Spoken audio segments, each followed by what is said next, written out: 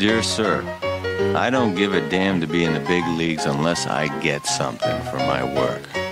I'll pick shit with the chickens before I play for any less. After Cleveland's great pitcher Addie Joss died, his fellow ballplayers staged a benefit game to aid his widow. All the great stars came: Walter Johnson, Smokey Joe Wood, Napoleon Lajoie, and Ty Cobb. The game was a great success. They managed to raise $12,931, but it only increased the players' anxieties. With no pensions of their own, or job security, or grievance procedure with the owners, they felt powerless. They now formed a players' fraternity. It had two goals: to rid baseball of the hated reserve clause and to gain a larger share of the profits for the men who made those profits possible. At first, they got nowhere. The owners simply ignored them. Then, in 1914, a band of rich businessmen, hoping to get in on the baseball action, formed their own league, the Federal League. They began offering big money to big stars willing to sign up with their teams. They even gave the players the right to become free agents. 81 players were lured to the new league, including Three Finger Brown, Joe Tinker, and Chief Bender. Old ballparks were renovated and new ones built, including one on Chicago's north side that would one day be called Wrigley Field. For a time, the Federal League was a success, with teams in 8 cities, including Baltimore, Pittsburgh, Brooklyn, St. Louis, and Kansas City.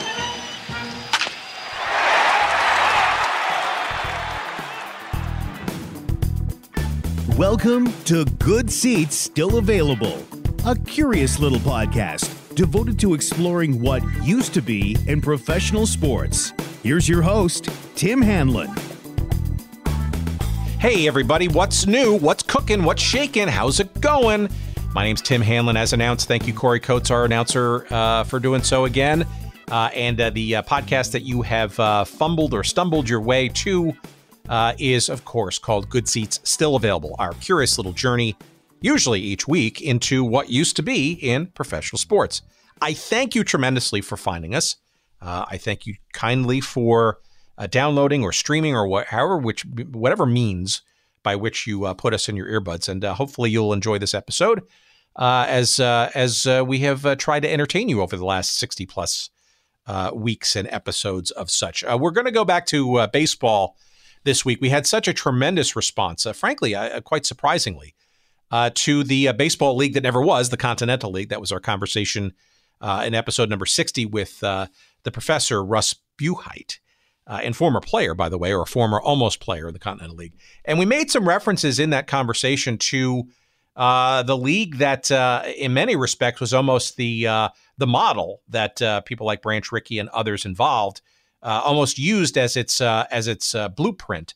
And that literally was the league, because it actually existed for a couple of years in 1914 and 1915. That kind of was the last actual challenger to that of what existed as organized baseball, that being the American League and National League in that era. And some of these issues that the Federal League, as it was called, brought up and were chafing at by the inability of the American National Leagues to be more or less, frankly, restrictive with players. The reserve clause, the inability of those leagues to warm up to the idea of other markets. Yes, this sort of franchise and territorial and geographic expansion thing was not just a thing of the 50s and 60s and today, but even way back when America was a much younger country and baseball was still in its earliest of days as a professional exploit. It's like a club, right? When you're part of that club and you've got all the money behind it, and you don't sort of necessarily take too quickly to interlopers and people from the outside with ideas, shall we say? But the Federal League was make no mistake, was no mere idea. And we're going to get into some of the rationale behind it, the people involved with it, and its actual existence and why not only existed, but sort of the legacy that literally lives on today in various pockets of today's not only modern baseball game, but pro sports in this country. Our guest this week is Dan Levitt, and he is the author of the book, or a book, frankly, probably the seminal book about the Federal League of 1914 and 1915. It's called The Outlaw League and the Battle That Forged Modern Baseball. And if you don't necessarily enjoy sort of our old-timey shows, I do think you should listen to this nonetheless, because not only is it an enjoyable conversation, Dan's a good guy to talk to, and the book and the topic is, I think, fascinating. It resonates and is actually as palpable today as it was back then. And the issues, frankly, haven't been fully solved, right? The issues of free agency or the lack thereof, or player mobility, or the idea of how franchises and expansion and or territorial rights and all those kinds of things, and how players are treated. All those things are still very much part of the landscape, and arguably even more pronounced and important than ever, as the money has just gotten gargantuan in professional sports, and the stakes are much even higher, I guess you could even say, than they were back at the turn of the 20th century here in this country. So our conversation with Dan Levitt in a couple of seconds. Please enjoy that in a couple of seconds. Let's get some promotional stuff out of the way. We can't do this show not only without your support, but frankly, our support of our sponsors. And we encourage you to take advantage of some of the cool offers that we have for you from our sponsors. SportsHistoryCollectibles.com is one of those sponsors, and we thank them tremendously. When you go to SportsHistoryCollectibles.com, I'm not sure you're going to find any Federal League stuff, any Chicago Whales or Baltimore Terrapins or Newark Peppers or Indianapolis Hoosiers, any of those teams from the 1914 and 1915 Federal League. But you will certainly find a whole treasure trove of various forms of baseball memorabilia from all kinds of other leagues and teams of a more modern era and a variety, but also not only from baseball, but from all sports, frankly, that have played professionally, and even some collegiate stuff, and some really cool curated things there. And I'm sure you're going to find some very interesting and intriguing things, and a few things, frankly, that you're just going to desperately need to have for yourself. And when you decide that that's the case, you know what you got to do, right? Say it with me. Of course, the promo code. You want to use the promo code at checkout. It's called Good Seats. That's the promo code, Good Seats, when you go to SportsHistoryCollectibles.com. And what are you going to get? Of course, you're going to get 15% off all of your purchases. So go there early, bookmark it, and go back on a regular basis, because Dean Mitchell and friends have an ongoing assortment of things that they bring into the SportsHistoryCollectibles.com site. So what you see this week will either not be there the following week, or will actually be supplemented by a whole bunch of new stuff. So as they say, go early and go often. And again, when you decide you desperately need and to have something from that collection, go to SportsHistoryCollectibles.com, use that promo code Good Seats, and enjoy, please, on us, 15% off of all of your purchases. Also, too, while you're doing that, perhaps even before you do that, make sure you go to audibletrial.com/goodseats and make sure that you get a free audiobook download, courtesy of us, to enjoy and understand and believe and just revel in the excitement that is audiobooks. Audible is the preeminent source of audiobooks in the United States and frankly worldwide. And we can offer you not only a free audiobook download for you to sample and enjoy, but also a free 1-month subscription to the Audible service. That's when you go to audibletrial.com/goodseats, and you will see a vast array of just a ginormous number of books and titles and authors and categories to choose from. I think it's over 180,000. No, I know it's over 180,000 titles. And of course, absolutely no excuse to not be able to find something, not one title that you're going to be able to find in there that will satisfy your interests.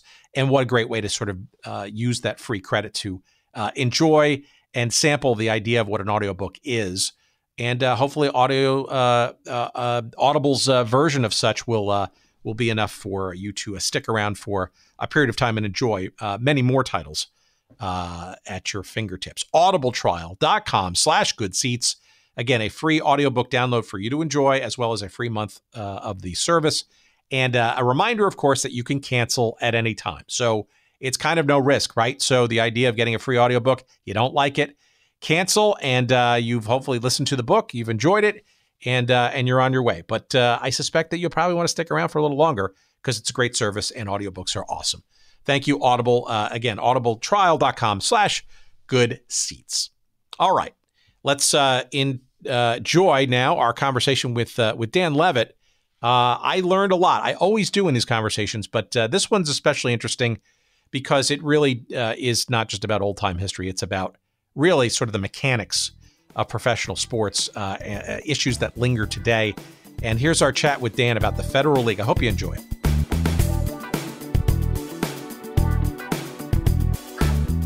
I've always been interested in baseball. And, I've also always been interested in history and why things turned out the way they do, just sort of curious as to how, what was, again, why, what were turning points and why things mattered. And, baseball just makes a great canvas for exploring some of those kinds of questions. As it relates to baseball and just also in sort of the wider context. And so why baseball in particular to chronicle? And is this sort of an amateur thing, or is this, has your professional life, gone down the path of baseball, or is it just sort of a thing that you decided to do on a personal passion?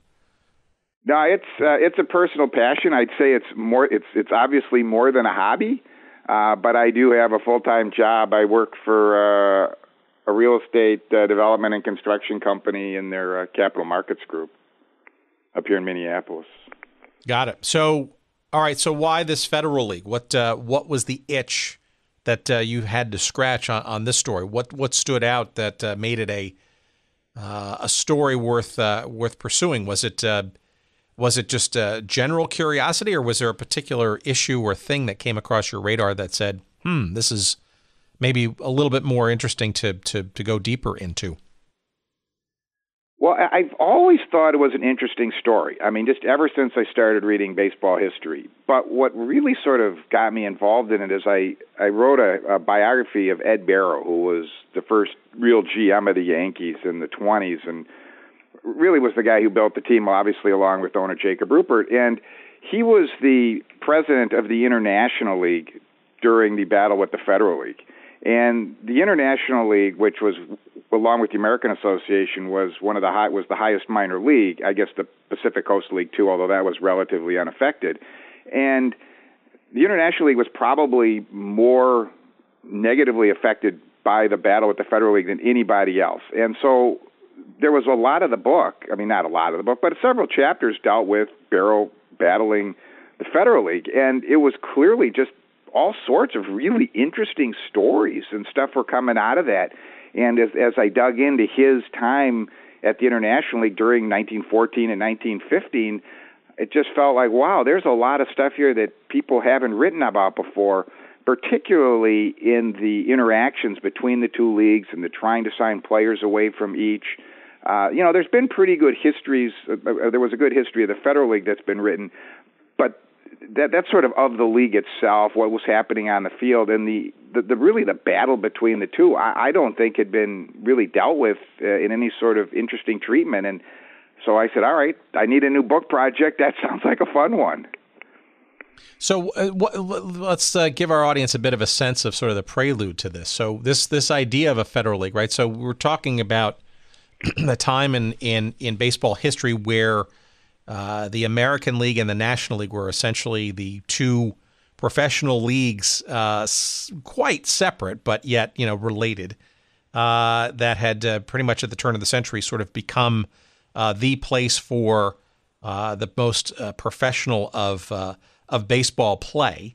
And here at the sort of turn of the decade, you had some stirrings about, shall we say, about maybe the American and National Leagues maybe not being the only full story maybe to be told, and the opportunity for more baseball to be played. Yeah, no, I mean, I think that's exactly right. I mean, coming out of the peace agreement between the American and the National League in 1903, the American League, of course, started in 1901, and as a outlaw league itself, eventually, 2 years later, the National League recognized them as equal. Not that they had any choice. The American League clearly had succeeded as equal. And there was this peace agreement which essentially created this whole organization that included the minor leagues as well. And there was a whole structure that was set up between the majors, the American League and the National League, and then all the minor leagues, and a hierarchy set up, and this way that you could draft players, that the higher leagues could draft players from the lower leagues, which is really what defined the hierarchy of leagues, is who could draft from who. And by 1910, by the late aughts, if you will, teams were making a lot of money. The Giants were rumored to be making a couple $100,000 a year. The Cubs were making a couple $100,000 a year, and other people were looking to get into that the same way that the American League owners in 1900, 1901 thought there was an opportunity to create another league. Folks were starting to think the same thing around 1910, 1912, and you saw these sort of small, sort of funny leagues start in regional leagues. But it was only in about 1912 that you really saw people starting to think about putting teams in larger cities. And a guy by the name of John Powers, right, seems to be sort of the guy in which this what ultimately became the Federal League sort of came about. What was his story? Because it also seems, too, that the idea of a, shall we say, third professional league wasn't really a professional league really to start, was it? No, so there was actually two fellows. You're right. It was Powers who wanted to start something which he called the Columbia League, which is going to include a team in, I think, Chicago and St. Louis. And this would have been in 1912, and it sort of petered out when a guy named Otto Stiefel, who became active in the Federal League, that he was who was a rich brewer, was going to help fund the team in St. Louis, backed out. Then there was a guy named William Whitman, who also in 1912 started what was called the United States League, which had a little bit more success, again, in a number of larger cities, but just in sort of very small ballparks. And that petered out by about May. But no, these guys at beginning were not looking to compete with the major leagues or even the minor leagues. They were essentially signing guys who were not under contract to organize baseball. And by organized baseball, I mean the majors and the minors and any team sort of within that structure. And so they were really looking for players outside of that, maybe a minor league journeyman who was thinking of retiring they might sign, but they were not looking to compete for players with Major League Baseball because they knew that, organized baseball would come down on them really, really hard, and they were just trying to get a little bit of a foothold. Well, why? I was going to say, why even bother then, right, when it seems like the professional leagues kind of had a stranglehold on things, or maybe to your point, right, there's big business here, or certain teams are starting to make some dough. Why not make more of it, shall we say? Yeah, and I think, there's the sense that if you can start to get established, at some point you can sort of build it up. And, that's really what happened in 1913. So when John Powers, who you were talking about, he came back the next year and started the Federal League, which was essentially, 6 teams in larger cities. It was, Chicago and St. Louis and Cincinnati. They were actually, played across the river in Covington. But that started as sort of a Midwestern, just sort of outlaw, if you will, minor league. And, the major leagues did not take too much notice of it, although anytime there was going to be another team playing in Chicago or St. Louis, people were going to, the major leagues were going to worry about it. But for the first, up until about July, it was pretty much just, again, like we were talking about, players without major league, who were not under contract to either the majors or the minors. Then what happened, and, you and I, we were trading this a little bit in email, is the minor league, the Federal League decided, well, maybe there's a chance here to actually compete as a major league, and they brought in a guy named James Gilmore, who was a little bit more professional, to be their president as opposed to Powers. Powers, they were a little bit frustrated that Powers wasn't getting any more notice in the newspapers. The newspapers weren't necessarily carrying their scores. He was a little bit of a sort of a little bit quirky guy. He had the Chicago team play a game down in his hometown of Sheffield, Illinois, which just in a little town because it was his hometown. He once there was a bad ruling by an umpire, and he actually required the game to be played over again, which is obviously something that you typically don't do as a league president out of a bad umpiring call. So the owners were getting a little bit frustrated with Powers. And the other thing that happened was that the organized baseball took a couple players who were under contract to their league, and and so the Federal League had been scrupulous about not signing or competing with players who were under contract or even under the reserve clause with Major League Baseball or any minor league team. And then organized baseball came and took a couple players, and that sort of set them off as well. Well, this Gilmore guy, right, seems like he also kind of, I guess maybe was the true professionalizer, shall we say, of the entity where, he was, if I'm not mistaken, he was a minority owner of the Chicago franchise in this collective. And I think he was kind of the guy who kind of stepped up to kind of convince what then became the Federal League professionally the next year to kind of think about things as a group, right? Not as sort of individual proprietors or franchise or owners and independent thinkers, so to speak. Is that a fair statement? Yeah, I mean, you clearly, if you're going to compete, you clearly have to have a collective mentality if you're going to compete as the upstart. I mean, right? I mean, Ban Johnson, as the president of the American League, clearly controlled his league in 1901, and each owner was not doing what might have just been best for their franchise, which is, of course, the total opposite of the National League team, which was in complete disarray, which was one of the reasons the American League could succeed so dramatically. But yes, he clearly did. And the other thing he understood is that he needed wealthy owners. Other than Stifel in St. Louis, the Federal League did not have a bunch of wealthy owners. I mean, these were owned by, upper and middle class groups, large groups of people. You didn't need a whole lot of money to run a small minor league team in 1913. And so he recognized that if they were to compete, they were going to need wealthy owners. And that was clearly, and it would take him another 6 months to do that. But that was clearly his most important thing for the Federal League, was bringing in wealthy owners that could compete, and help bankroll the league. And so how did he sort of go about doing so? And what was the treatise, he was trying to do? Was he basically saying, hey, guys, we've got something here. Let's take it to the next level. Let's get some money and ...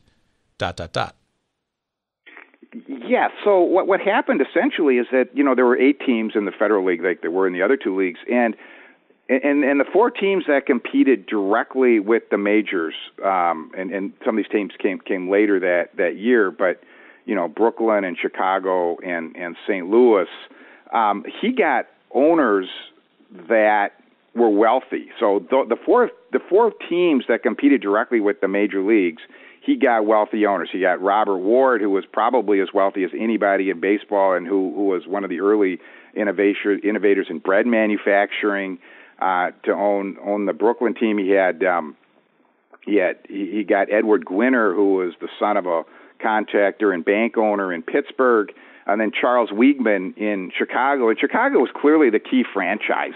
And he got Charles Weeghman, who was a restaurateur who owned these lunch counters, which at the time would have passed for fast food. It was sort of the closest thing you had to fast food. And he was sort of a magnet of these lunch counters to own the Chicago team. And Weeghman, like Gilmore, was a big personality and was very much a powerful spokesman for the league. And then they brought in a guy named Phil Ball to help in St. Louis. Ball was an ice plant manufacturer and an extremely wealthy man as well. So in the other four cities, Baltimore is probably the best example.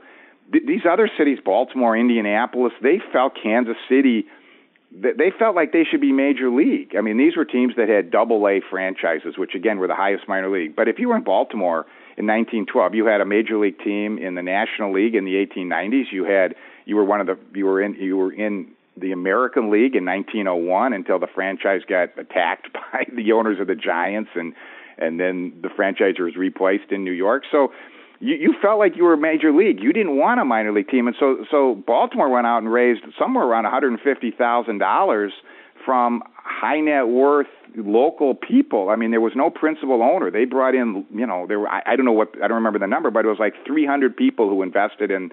And so you had this whole civic pride thing going in these the cities that at the time weren't major league teams. So it seems like Gilmore is kind of trapped for bear, right? It seems like he was kind of the guy leading sort of the charge to kind of make this. Was the approach once that money was brought in and once these owners were sort of in the stable, so to speak, was the idea to kind of go to either the American or the National League to sort of work out something to get some of these clubs involved, or was it always envisioned to sort of go rogue, so to speak, and create an outlaw league and compete directly and in competition with them? I don't think it was sort of that well defined. I think it was in the non-major league cities, you had the civic leadership wanted to be major league. And whether that was through something that remained an outlaw league for years or was eventually amalgamated into the overall organized baseball, I don't think mattered. And I think a little bit with the same way with the owners that were in major league cities. Whether or not, I think that they all sort of hoped. I think they looked at the American League as the model. So I think they hoped that eventually they would be incorporated in some way into the organized baseball structure, the Major League Baseball structure. Now, say this, and this is a recurring theme that we've seen in decades later in all kinds of sports, right? The AFL and football, hell, the Continental League, even though it never sort of actually occurred in the early '60s, a whole host of leagues in the '70s, right? All challenger leagues, the ABA and the WHA, and even the World Football League for its year and a half of whatever that was.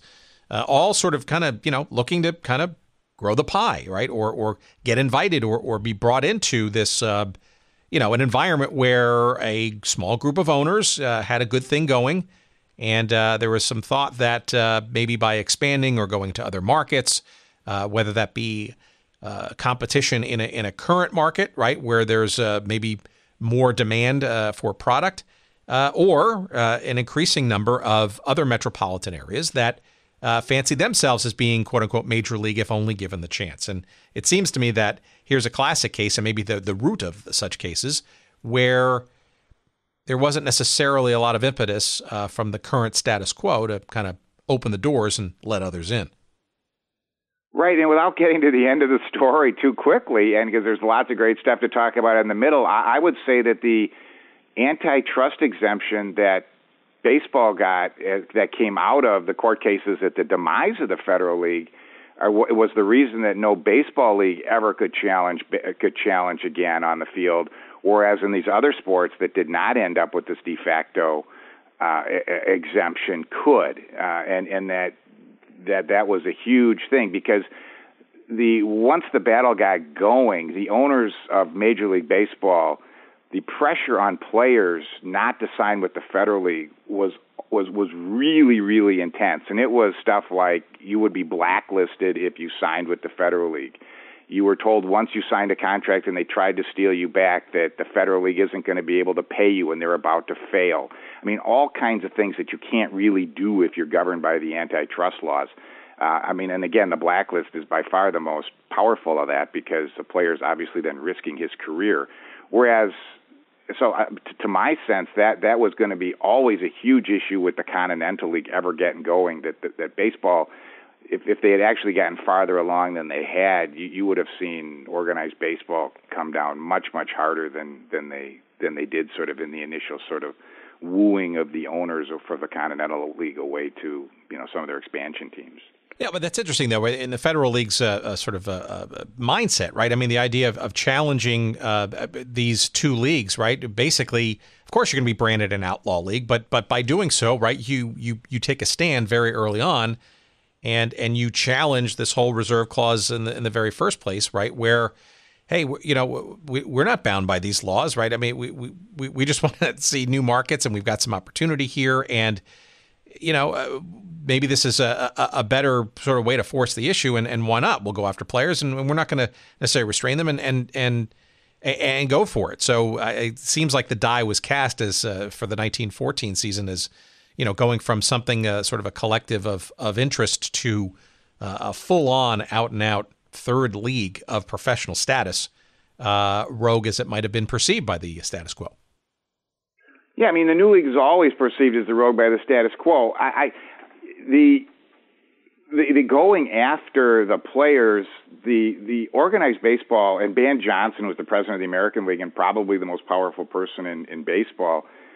The major leagues had a much better strategy. He was really a smart guy, and especially at the time.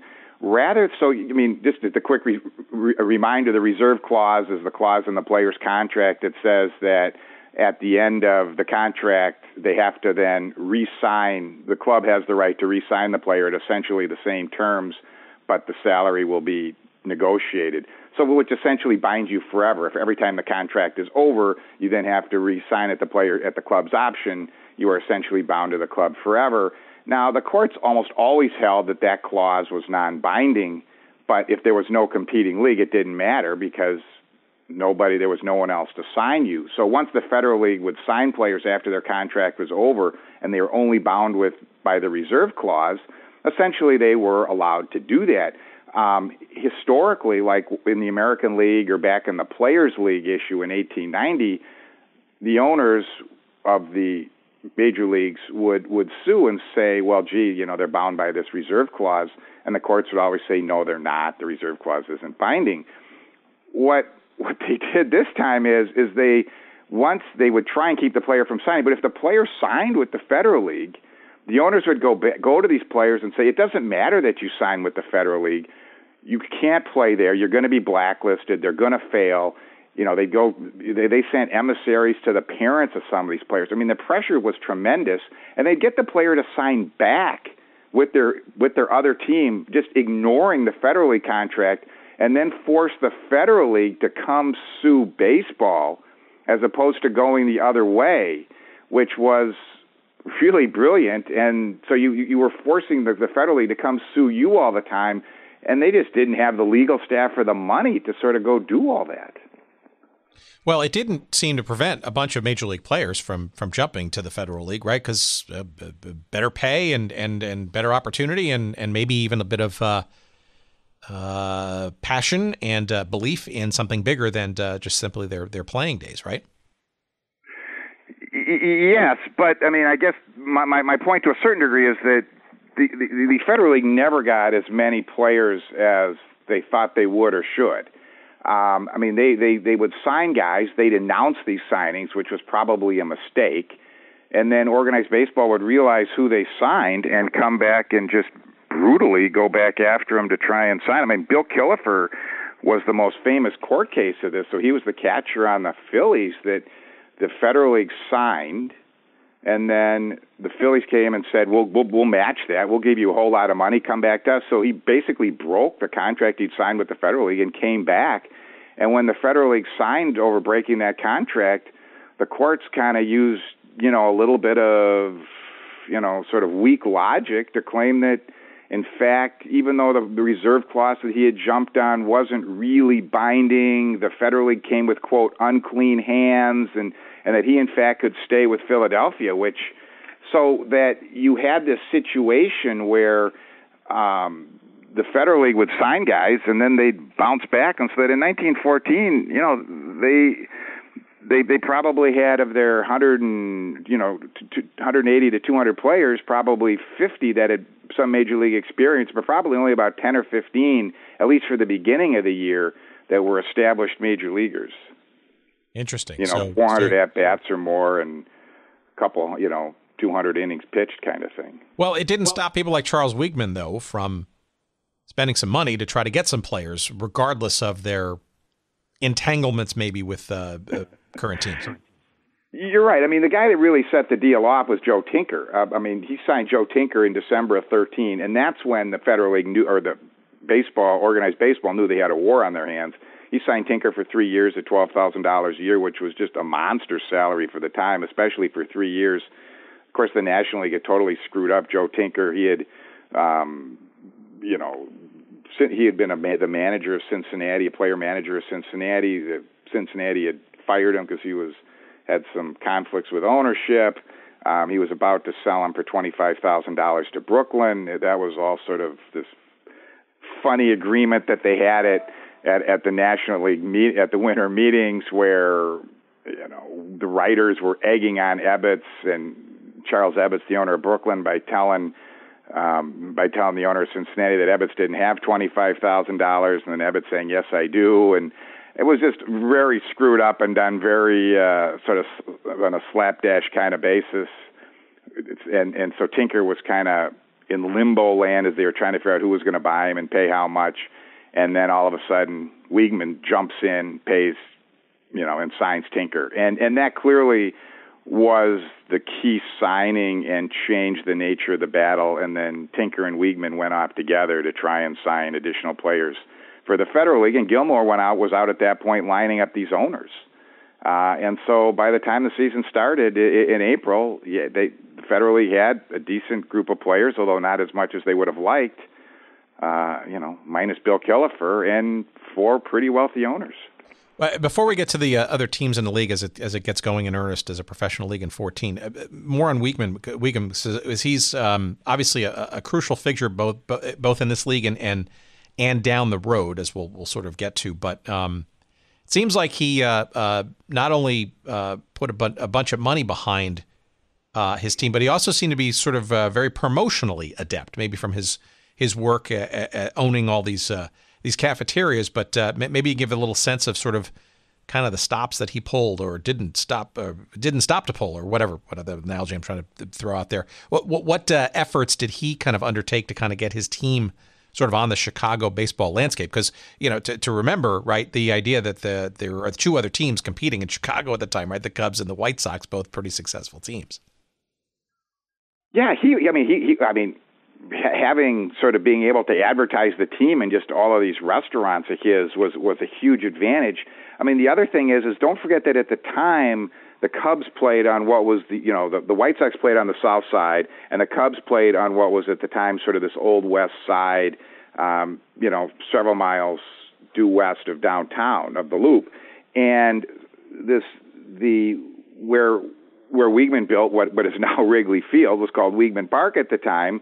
On this north side, it had just been there had just been a couple of L lines that had been sent up there. And there was a population of about 800,000 people in this sort of northern area of Chicago, which was bigger than pretty much any city in the country except for New York. So there was this huge untapped population recently served by the L, and he did a really good job of getting his park built. There was all kinds of shenanigans from organized baseball trying to buy little pieces of land and fighting at City Hall that he couldn't do certain things. And of course, Weeghman would, they'd give out season tickets to important people in the neighborhood to get them to vote the right way. So he did a lot of stuff to get Wrigley Field built. I mean, he was very much connected within the city, and obviously used all those connections to build the park and try and advertise it. Yeah, it also seems to me he also took some effort to sort of make the new park experience a better and different one from his other major league brethren, right? With the idea, I guess, novel at the time, of trying to take concessionaires sort of out of the stands and interrupting perhaps the sort of flow and the view of the game, and building actually concession stands behind the stands, right, where people could actually go and get food and stuff, without sort of being bothered by the hawking in the midst of the game. Right. No, you're right. I mean, he was a very novel guy, and Chicago was definitely the key franchise in that league. It drew the best. they clearly outdrew the Cubs in 1914 and would have been the only team competing with a major league team that would have outdrawn their major league competitor. Yeah, he was a fascinating guy.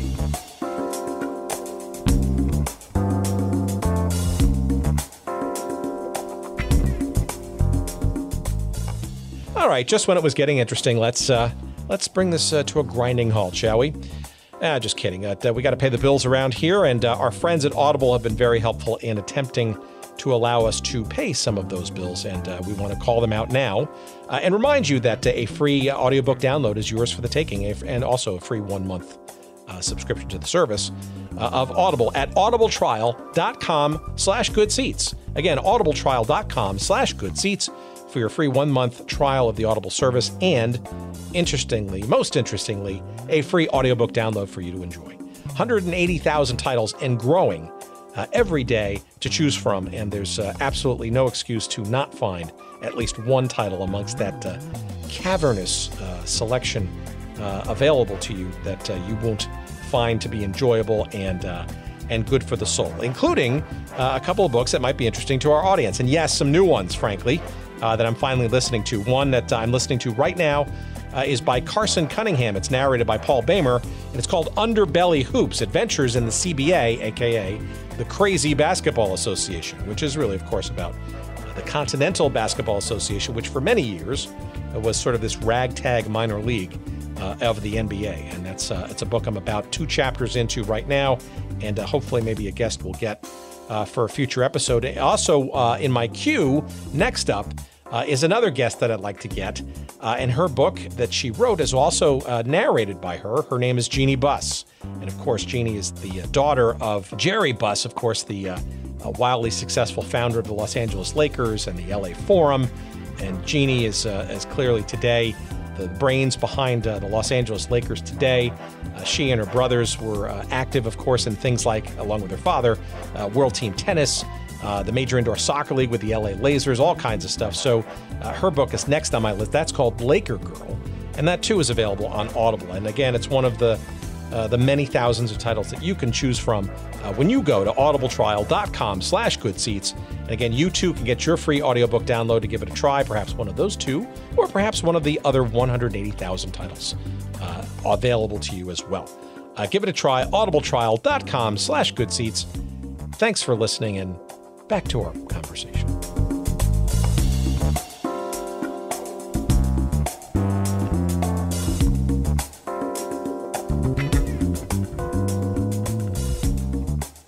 Let's talk about the teams themselves, because what I never really understood is sort of the names of them. You mentioned, so there's Baltimore, there's Brooklyn, Buffalo, the Chicago team, Indianapolis, Kansas City, which had been relocated from what was suburban Cincinnati and Kentucky, Pittsburgh and St. Louis. But what I'm confused about is sort of the naming convention, right? So when you look back, you see the names like the Whales of Chicago, right, or the Buffalo Blues, right? But in 1914, though, did the teams actually have those names, or what's this Fed name thing? Because I can't really understand the convention of the names of these teams in 1914 when the league was getting going. Most people call them Buff Feds. They just put Feds at the end. Balt Feds, Chi Feds for Chicago, Slew Feds for St. Louis. So the Whales, for example, it was done at the end of 1914 as a way to try and generate some interest in their team, additional interest in the league. They had like a poll, and the way they do it today for an expansion team, right? They ask everybody to send in names, and a bunch of people sent in names, and Chicago decided to go with the Whales. Most people still just referred to them as sort of the start of the city, and then Feds. Kansas City was the Caw Feds. Some of these had names, but Why was that, do you think? I mean, it was just because they just didn't have time, they couldn't think about it, or they wanted to get fans involved and maybe, see the product and then sort of get involved and then name the teams afterwards, or was it just maybe they forgot to name the time? I'm just curious as to why that was the case. Well, I think it was mainly that the press just sort of I mean, I think at the time names were a lot less, in general, names were a lot less formal than they are today, right? I mean, you had, the New York Yankees, for example, were called the Highlanders, and the Yankees, and they were sort of, both those names were in process at the time. And I just think that it was much less formal how teams were named, and there was really whatever they were called in the press at the time, and they were, you were the Buff Feds or the Chi Feds as opposed to whatever you necessarily wanted to call yourself. But I don't think that was unique to the Federal League. I think at the time, again, names were much more informal in general. Right? You had, like when Wilbur Robinson was hired as manager of Brooklyn, all of a sudden they were the Robins, but people still called them the Dodgers, as the Trolley Dodgers as well. So I just think the whole thing was a little more informal, I guess, if I use that word for the fourth time in this paragraph. No, that's interesting.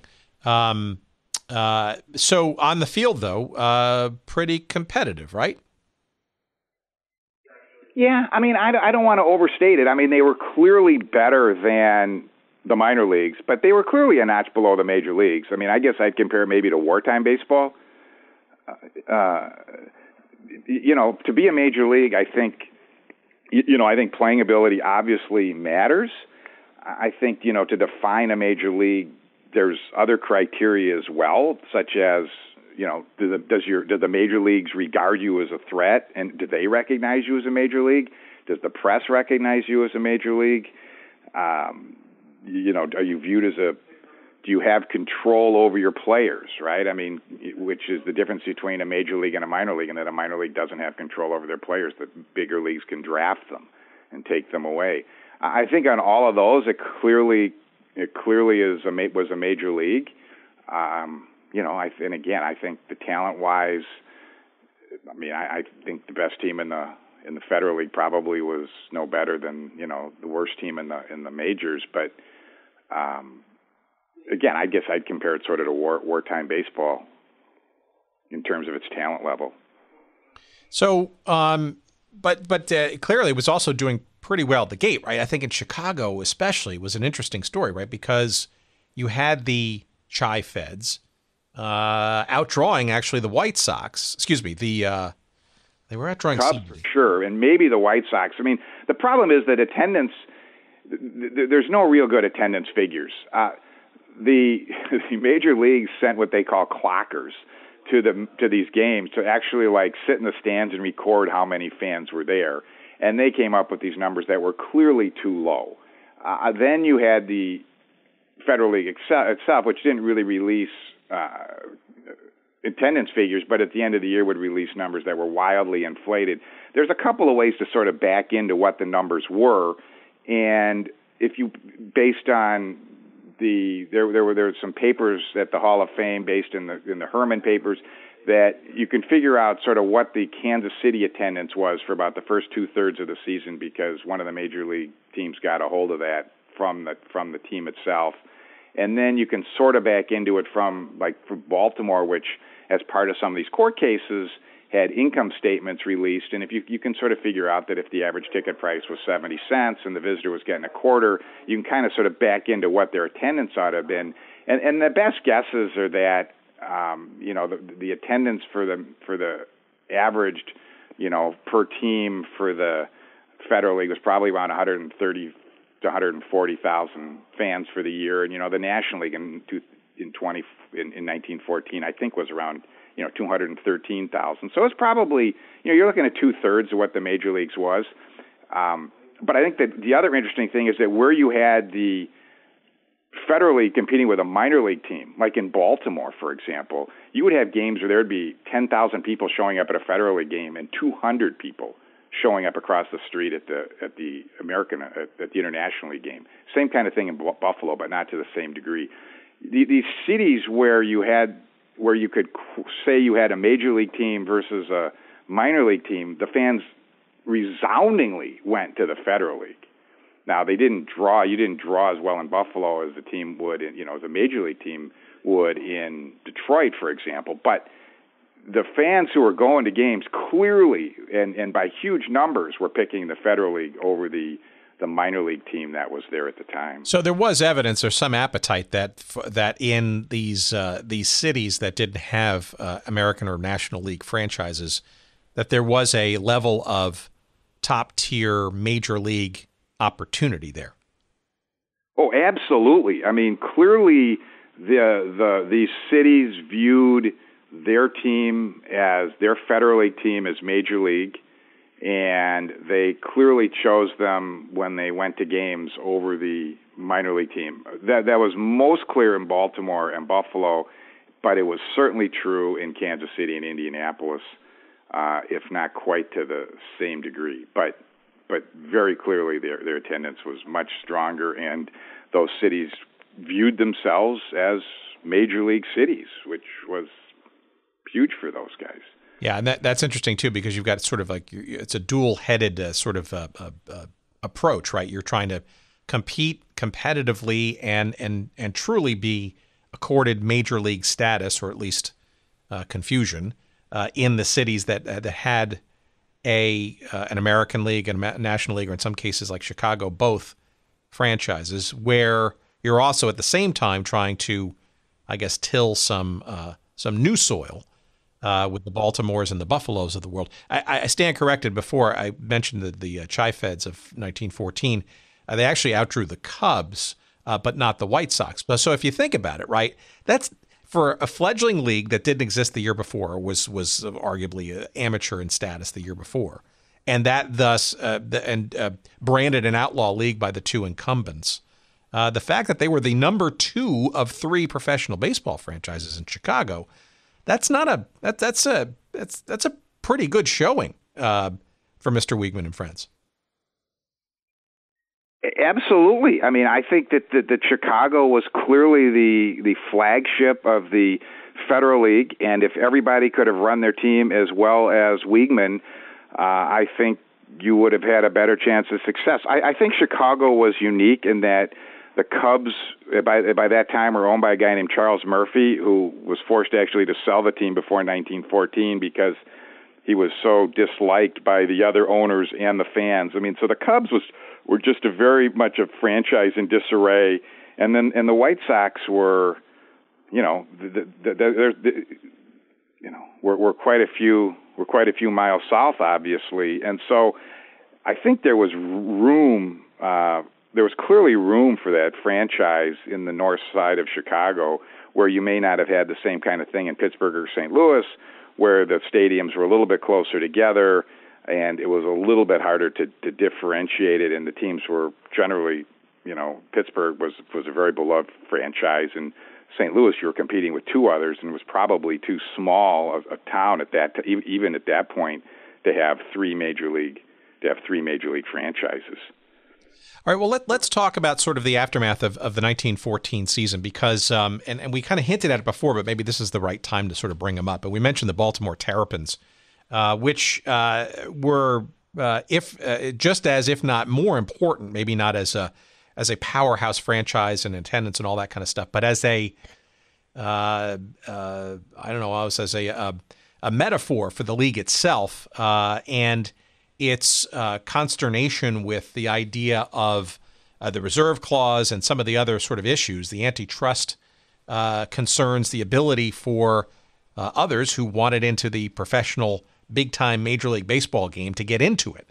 Do you maybe want to sort of sow some of those seeds? I'm also interested in the Terrapins for potentially selfish reason, because the guy who was the leading shareholder of that team was a guy named Ned Hanlon.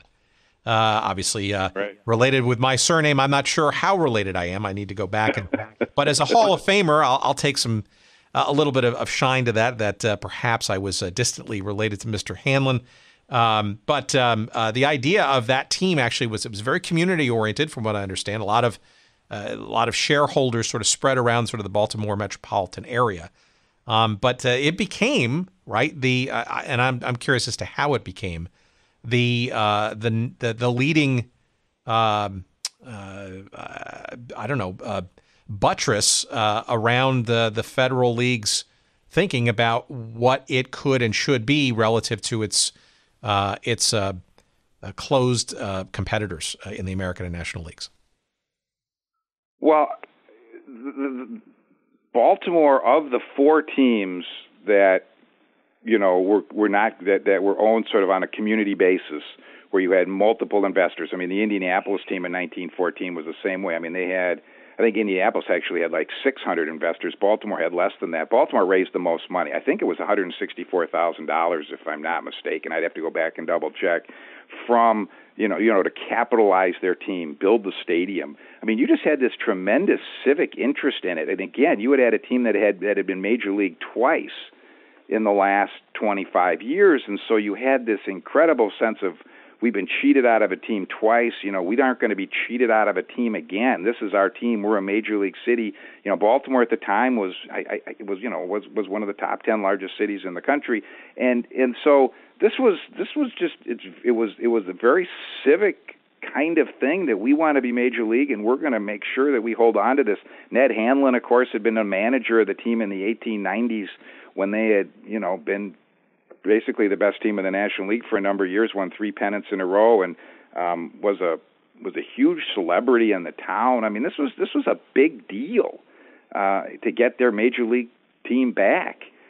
And we're jumping ahead a little bit now to the end of the 1915 season. We can step back wherever you'd like to take this, but that's where they were the ones who, when the Federal League owners settled with the major leagues to go out of business and take a payoff, they wouldn't settle for their settlement, if you will, because they didn't want to take money and go away. They wanted to be a major league.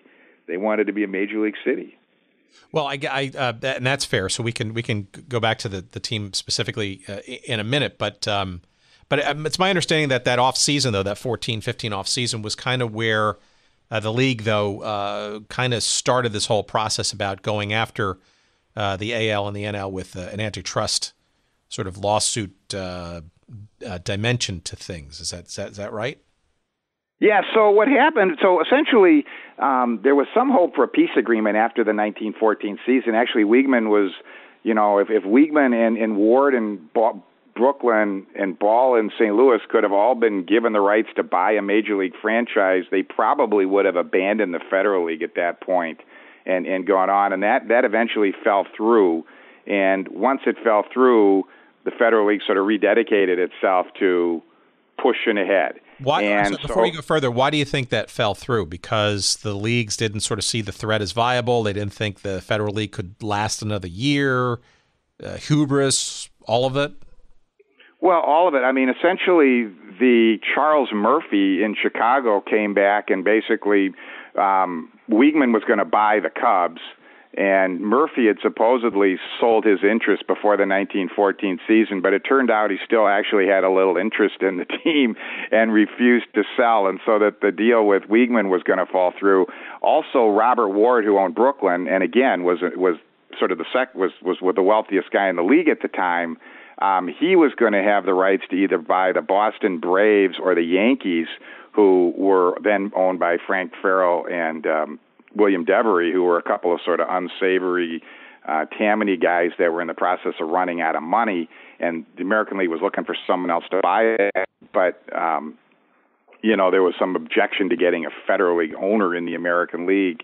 Van Johnson didn't like that, and then at the time, as you know, the Yankees were actually playing in the Polo Grounds, the Giants Stadium, and the Giants owners didn't want a Federal League outlaw owner playing there. So there was actually pretty good support. I mean, most of the owners were ready to let them buy in, but there was pushback. And then, of course, the other Federal League teams that would have been left out, they once they sort of realized what was going on, they brought tremendous pressure as well to bear. Baltimore. I mean, these other cities that would have. Their deal was basically going to be they were going to amalgamate with the minor league team in their city. So Buffalo, the Buffalo International League team and Federal League team would have sort of amalgamated, and the owners of the Federal League Buffalo team would have been able to take over. So there was just a lot of stuff going on, and it would have had to happen relatively quickly. And once it really got close to happening, there was enough kind of problems with the deal or people that could stick a pin in it that it quickly faded away. But people thought it was going to happen. I mean, Ed Barrow, who again was the president of the International League, basically in the International League meetings in November said, we think that we're going to have peace here. So a lot of people thought it was about to happen. Could have been wishful thinking too.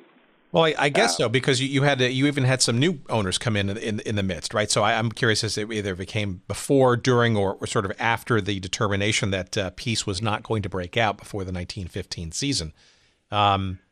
This guy, Harry Sinclair, right? He seems to be a pretty interesting cat in all of this mixture.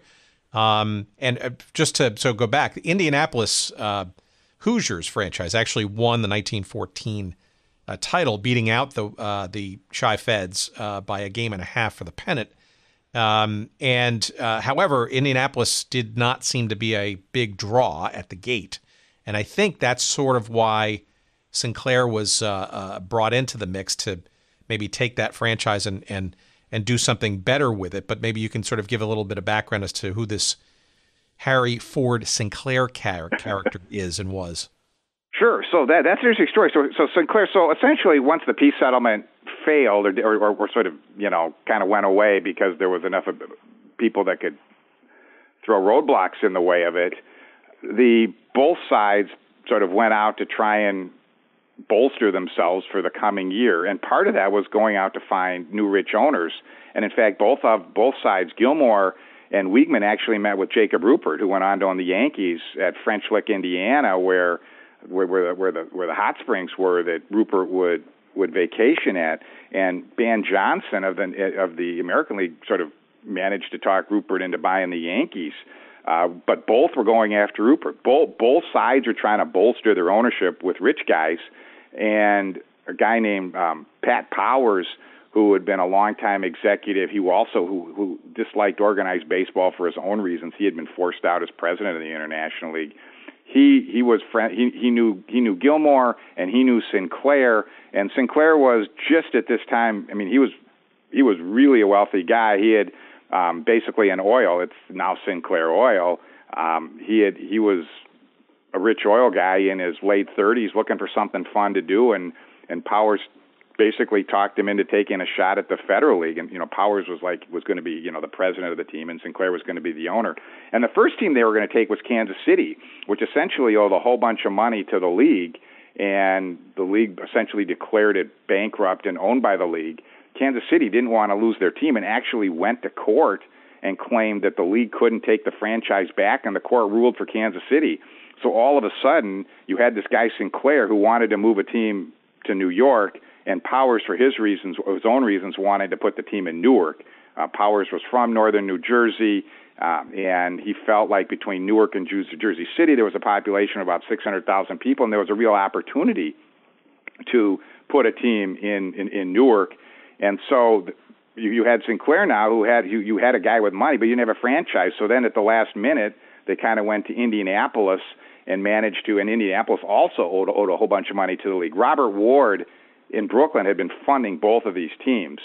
And what happened to a certain degree in Indianapolis is Ward had been funding Indianapolis, and for giving all this money to Indianapolis to keep them going, they were supposed to send them some good players. Well, once Indianapolis realized that they had a chance of winning the pennant, they said, no, we're not going to send you any good players. And so some of the directors there, the actual sort of, were funding the money, were funding it out of their own pocket.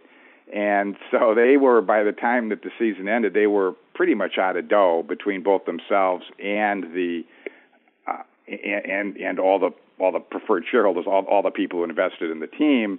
If you're selling shares in your team for $1,000 or $500, those people aren't going to sort of keep wanting to pony up every time there's a shortage. So anyway, that team was willing to be sold to Sinclair. Sinclair basically paid off about $80,000 of Indianapolis debts to acquire that franchise and move it to Newark.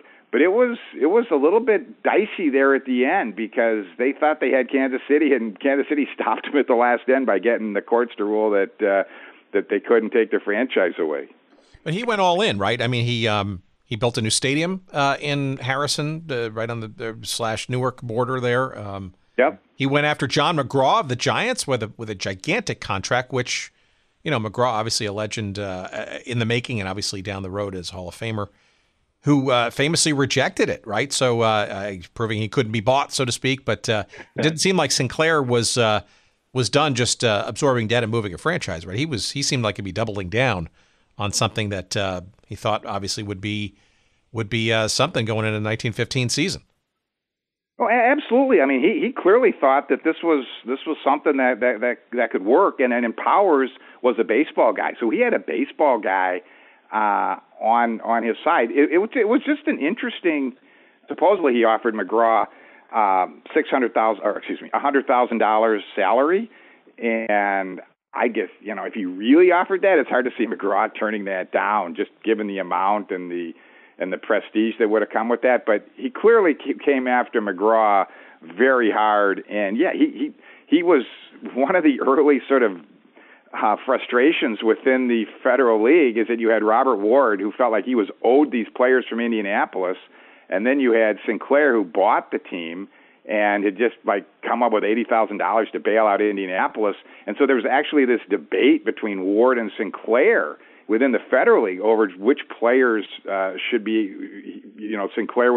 Ward would be able to take off of his team. And both of them, one of them saying, I've been bankrolling this league for a year now, these players are mine. And Sinclair saying, I'm spending all this money to try and, put a team in Newark, and now I'm losing my players.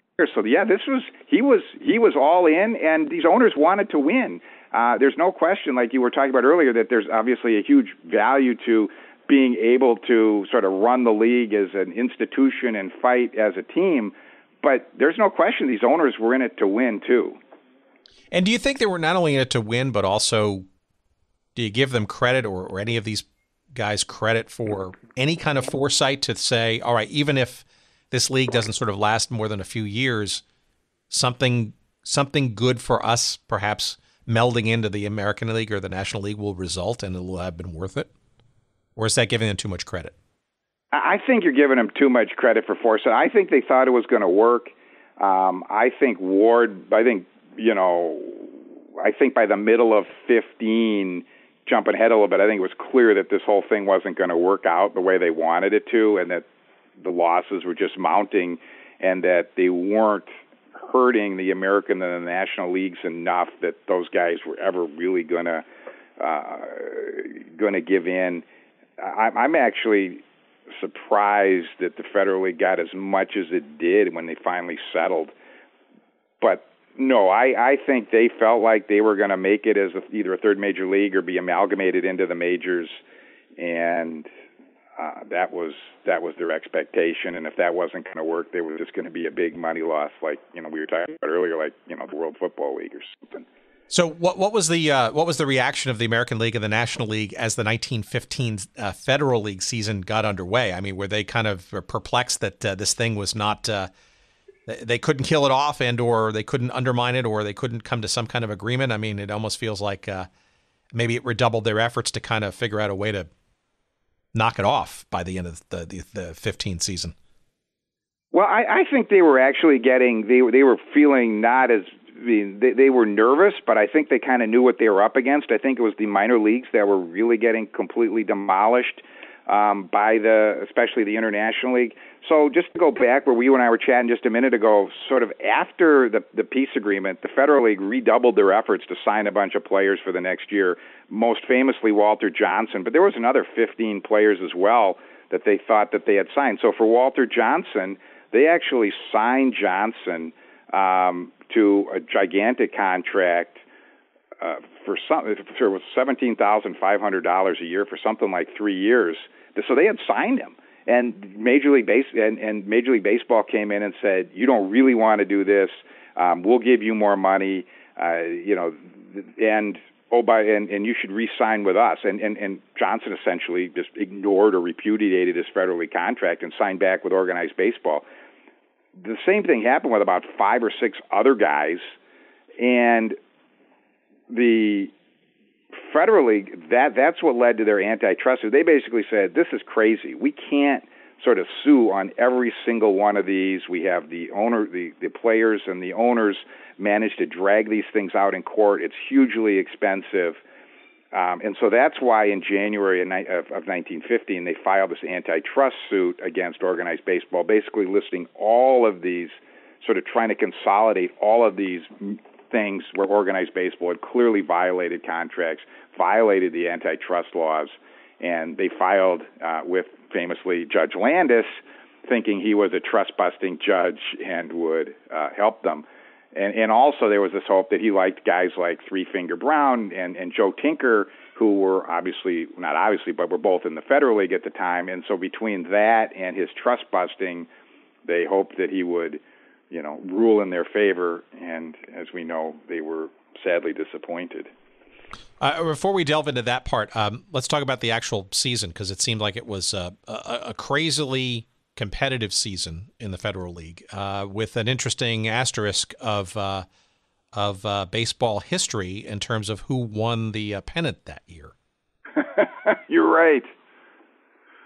So going into the last weekend of the season, you had Pittsburgh going to the last weekend of the season. You had Pittsburgh was a half game up on St. Louis and a game and a half up on Chicago, and so there was a doubleheader scheduled between Chicago and Pittsburgh on Saturday, and one game scheduled on Sunday. So Chicago swept Pittsburgh on Saturday to take the lead by percentage points. And the fascinating thing here, so whoever would win the game Sunday at that point would win the pennant. And it was going to be by percentage points because they didn't play the same number of games. Essentially, if games were rained out or there were ties, there'd be a lot of ties at the time because games would be called because of darkness. Those games were generally not replayed. So you could have, again, teams with essentially equivalent records but separated by percentage points. Charles Weeghman, who was the owner of Chicago, was brilliant. And because he was buddies with Gilmore, they basically said, well, gee, this game on Friday that we were supposed to play with Pittsburgh, that game was rained out. So on Sunday, we should play a doubleheader with Pittsburgh. And the way the math worked, so Chicago only had to split the doubleheader. Before, whoever won the one game would have won the pennant. Pittsburgh protested and basically said, that's ridiculous. We don't replay rainouts. You can't have this doubleheader on Sunday. But Gilmore ruled for his buddy Weeghman and basically said, no, there's going to be a doubleheader on Sunday, and if you don't play, you're forfeiting the pennant. So Pittsburgh, of course, played. They won the first game. So then it was a winner-take-all second game, which Chicago won and won the pennant essentially by, 0.00, what it was, 1 percentage points. I'm trying to remember what the I think it was. They won by percentage. 566 to 565. It was the yes, and partially because Weeghman managed to get that extra game in there through his buddy Gilmore. Great ending. I mean, Chicago had 35. I mean, Chicago was clearly the place. They had 35,000 people. Wrigley. We call it Wrigley. Weeghman Park was overflowing. I mean, it just sounded like it was a great atmosphere. And it's too, if you're going to have an end of a league, that's a great way to end it. With controversy and tons of fans and excitement. Yeah, and let's just for posterity, let's make sure that we the Whales were 86 and 66 for a 566 winning percentage. The St. Louis finished with a 565 winning percentage, and Pittsburgh had one game. I think it was one game behind or had not played or whatever because of this the scheduling imbalance, and they finished at a 562 winning percentage. So you really had three teams that effectively finished in a kind of almost like a three-way tie, but was split by a mere percentage point or two. And it's probably the, I guess, closest to the extent that the Baseball Hall of Fame considers it, the closest race ever in the history of the sport of baseball. Frankly, I don't think mathematically you could be any closer. I mean, effectively, you had the two top teams had had essentially the same record. I mean, it was a great ending, and especially when you figure in that sort of all the machinations to try and get that extra game against Pittsburgh. But given all that, though, it would seem that there's some good stuff here. But it's clearly maybe maybe was, as you said before, was kind of unraveling ahead of time, and it was almost sort of maybe sort of in motion that this league was not going to continue past this 1915 season. So maybe this is the time to sort of bring back the antitrust lawsuit and all of that was already in motion, but obviously also helped maybe sort of bring cooler heads to the table. And I guess it wasn't a merger per se, but it sure feels a lot like it going into the off season of 15-16. Yeah, I mean, it's basically without being subject to the antitrust rules, I think the Federal League realized that it was really, really hard to be able to sign ball players. I mean, just given the pressure that organized baseball could bring, and then essentially having them break Federal League contracts and Federal League forcing them to sort of sue on every single case.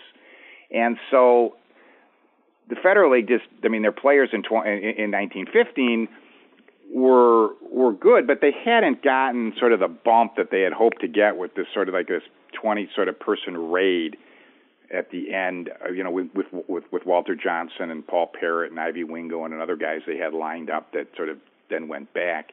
And by the second half of 1915, of 1915, the Federal League just wasn't drawing. In Pittsburgh, they were drawing in the hundreds of fans if they were lucky.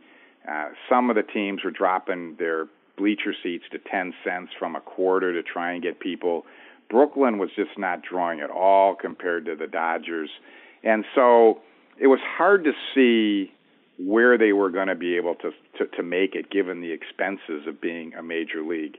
And then you had this antitrust case. So Judge Landis, I think, he was a trust buster. He knew baseball was a trust, but he also liked, baseball. I mean, he was, everybody believed organized baseball when they said that if anything else came up, it would destroy it. I mean, he felt like if he ruled, I think, to a certain degree for the Federal League, it would, be really bad for organized baseball. So what he did is, as you know, he just didn't rule. He just sat on the thing.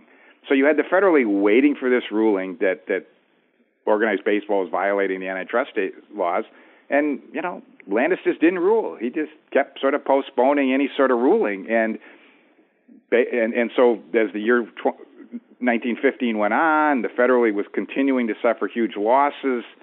And then the other thing that happened is in October of 1915, Robert Ward died. So essentially, he was bankrolling all these other teams. Sinclair was helping.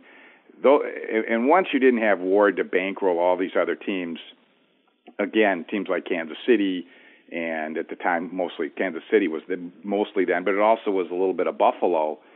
And it had been Indianapolis the year before. It was just hard to see where the Federal League was going to be able to go on. They weren't going to have someone to help bankroll them, and it wasn't clear where they were going to be able to sort of get players and keep going.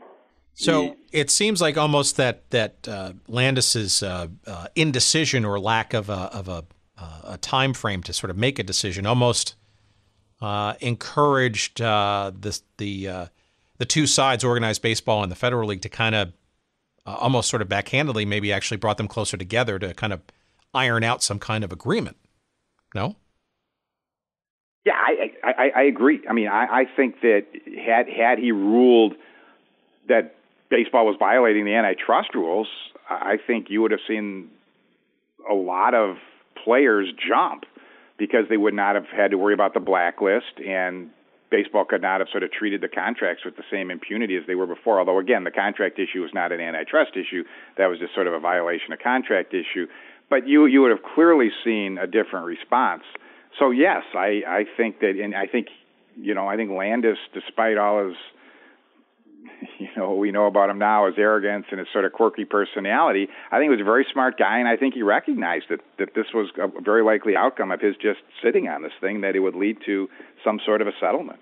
So what happened then? What was this quote unquote settlement? And again, in other genres and other sports and other times that we've explored on this podcast, it almost feels like a merger of sorts, right? Because you look at sort of all the elements, but I guess it maybe wasn't officially or even remotely considered that against the grains of time. But maybe you can give a sense of sort of what sort of happened then between these two entities that kind of settled things? Yeah, I think merger is too strong a word. I mean, I think clearly that the Federal League got more than they probably. I mean, I think they did a nice job negotiating it. So essentially, Charles Weeghman had the right to buy the Cubs, and Phil Ball of St. Louis had the right to buy the Browns.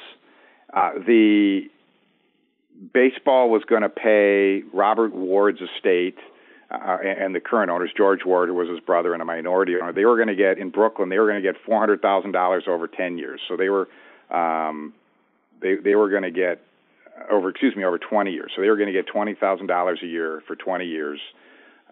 The Pittsburgh team got was paid off at $50,000.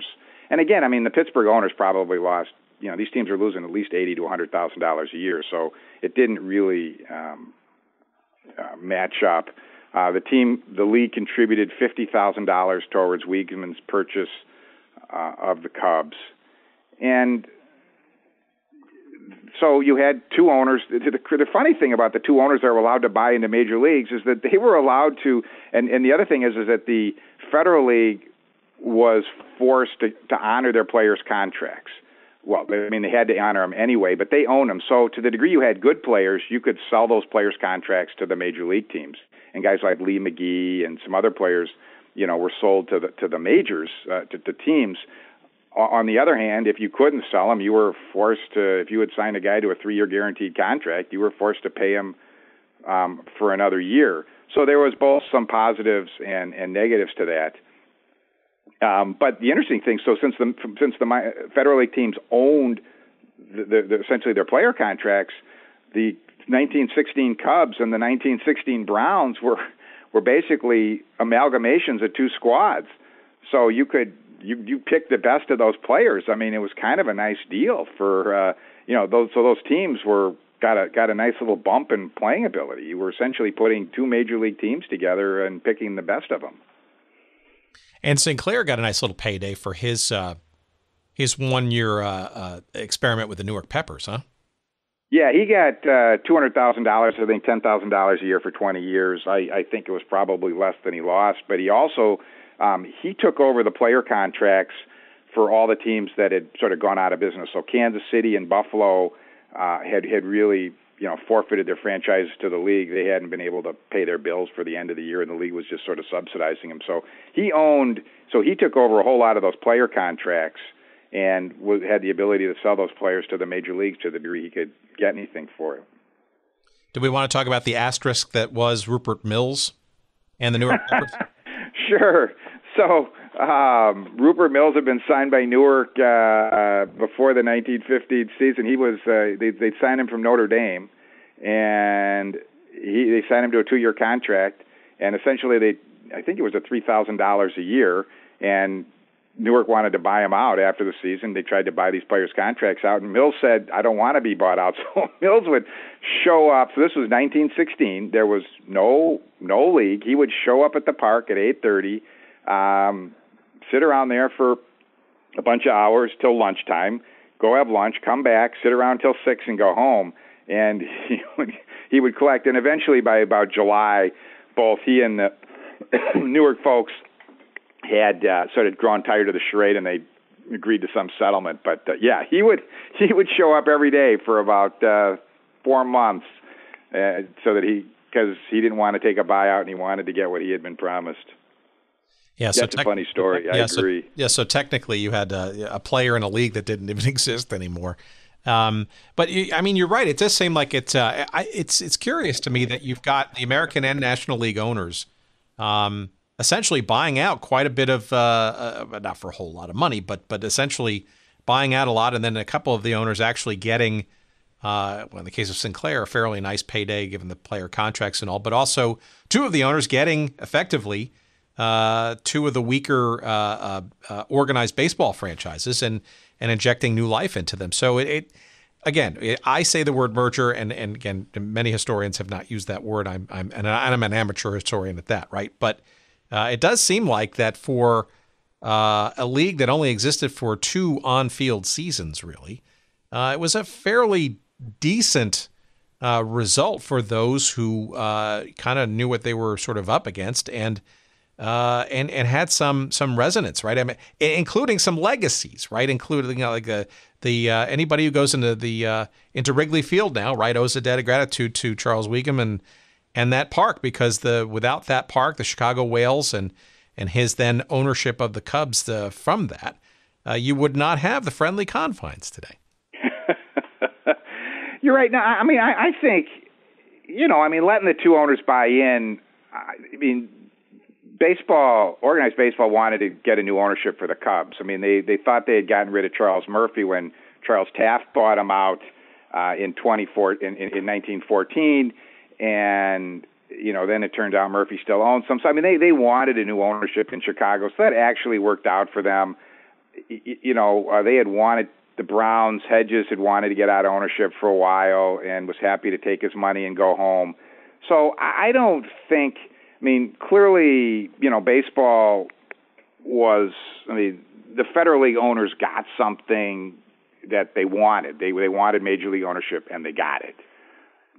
That said, organized baseball wasn't too unhappy to give up those two franchises to new folks.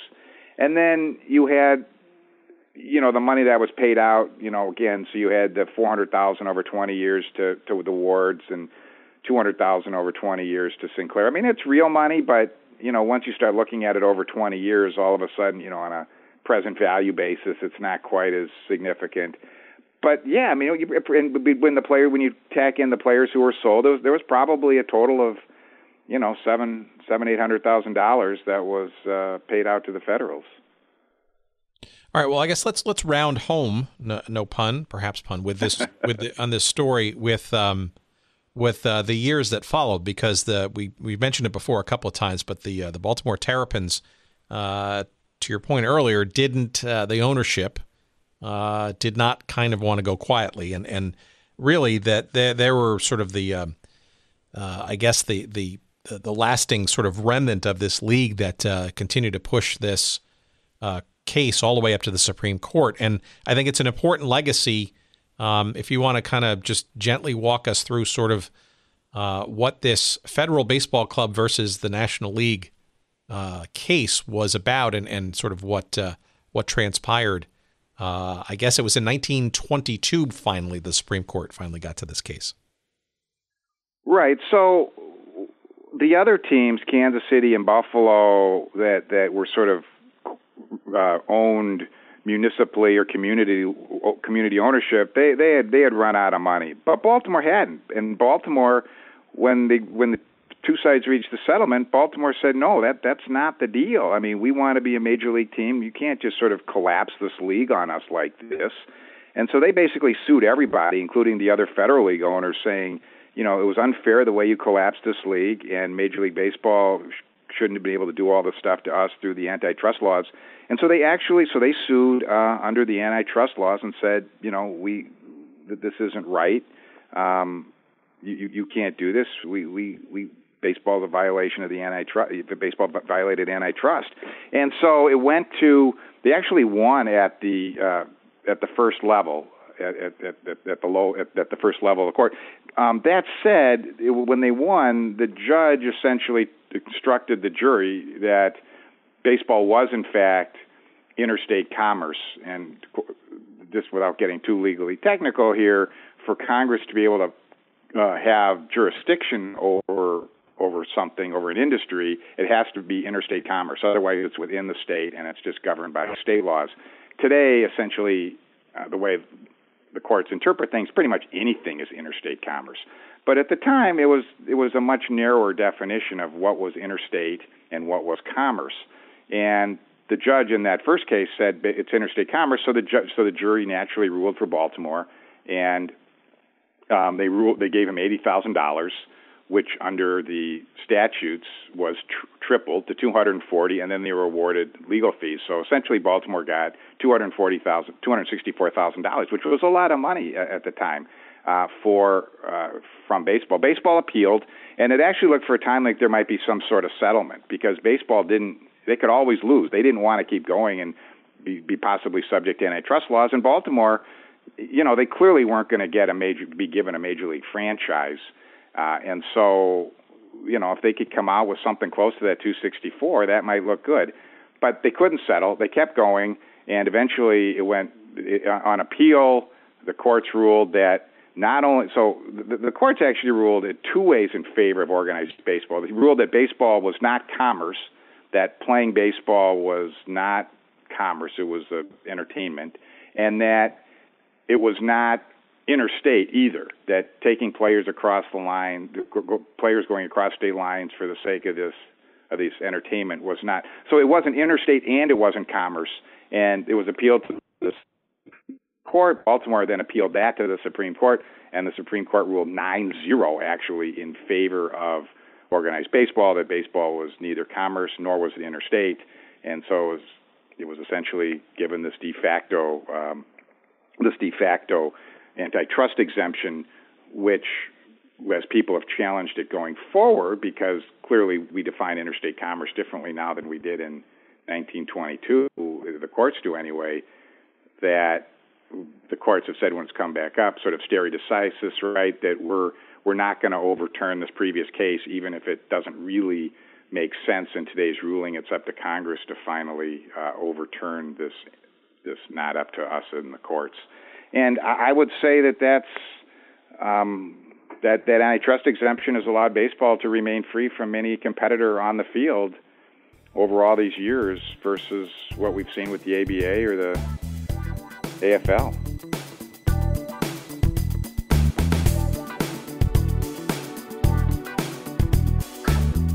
All right, our thanks to Dan and our enlightenment about the Federal League. And, it was obviously many, many years ago, more than 100 years ago now. But, look, if you're a fan of the Chicago Cubs and you go to Wrigley Field and enjoy the friendly confines, well, you know what? You should understand that history, because without the Federal League and the chai-fed whales, or I guess the Chicago Whales, I guess at the end of the time, and the brand new stadium in 1915 that Charles Weeghman enabled for his fledgling team. That's the source. That's the origination of that stadium, and it exists today. It stands out as a crown jewel of Major League Baseball, and without understanding history, you sort of can't appreciate, I think, some of the cool things that you experience today, including, the World Championship of the Chicago Cubs a couple of years back, right? So every time you step into the friendly confines of Wrigley Field, remember where that all started. That was the Federal League, as well as a whole bunch of other stories and dynamics, again, as we've said, some of which still exist today when it comes to player relations and franchise and expansion and ownership versus labor and all that kind of stuff. Those are things that are timeless, for good and for worse, and that's the prism by which we love to explore some of these conversations and journeys. So our thanks to Dan. Again, the name of the book is called The Outlaw League and the Battle That Forged Modern Baseball. You can find that wherever good books are found. Of course, you can also find a link to the book to purchase said tome on our website, of course, at goodseatsstillavailable.com. Just search up the episode with Dan Levitt, and you can find a link, and you'll see some nice images and stuff, as well as, of course, all the dozens and dozens of other episodes we've done thus far, and obviously for those yet to come. It is there. Of course, you can also find the various places that we distribute this show, just about wherever you find good podcasts. On the site there, you also find our various social media handles as well, and we'll just give you those as a little shortcut right now. That's at Good Seats Still on Twitter. You'll find us on Instagram at Good Seats Still Available. You will find us on Facebook, of course, a little page devoted to us at Good Seats Still Available around that. I think that's the definition or the label of the page there. You will also be able to email us. Just go to our website for that. What else? All kinds of good stuff. Just go to the website. You can't remember any of it. You'll find everything all there, and by all means. So you also get our newsletter. We have a new newsletter sort of going up and running as well. If you want to sort of get a head start on what those episodes are going to be for this week, you can sign up for that there as well. Last but not least, our friend Jerry Payne. We thank you again, as always, for your editing and production help. He, of course, being part of the wonderful team at Podfly Productions. And you can learn more about them and their podcast capabilities should you be interested in learning more about how to do so yourself. And they, of course, can be found at podfly.net. All right, that's it for this week. I appreciate, as always, your listenership, your interactions with us via email and social media. And we can't thank you enough for giving us a listen. And we hope you have a safe return journey to our future and past episodes. Let us know what you think. We always love to hear from you. Take care, and until next week, ta-ta.